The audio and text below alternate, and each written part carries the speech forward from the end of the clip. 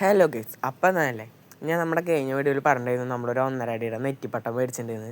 നമ്മൾ വരച്ചുമ്പോൾ ഒരു ചെറിയ തെറ്റ് വന്നു, സാധനം ഇത്തിരിയും കൂടി വലുതായി. അപ്പം എന്ന് വെച്ചാൽ അതുമ്മേക്ക് ഉള്ളിൽ വയ്ക്കാൽ മുത്ത് മാത്രം കുറച്ച് കുറഞ്ഞു. അപ്പോൾ അത് മേടിക്കാനായിട്ട് നമ്മളിന്ന് ഫെജിക്ക് വന്നാട്ടോ.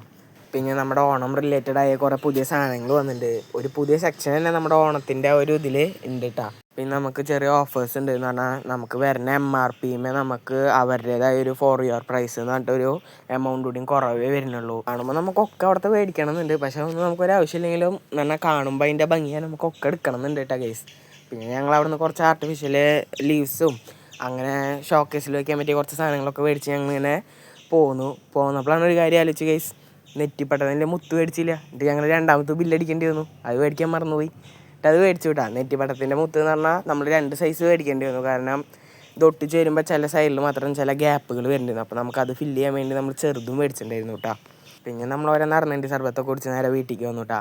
നമ്മുടെ കറണ്ട് സ്റ്റേജ് ഓഫ് നെറ്റിപ്പട്ടം എന്ന് പറഞ്ഞാൽ ഇങ്ങനെയാണ്. ഇനിയുണ്ട് പണി. അപ്പോൾ ബൈ.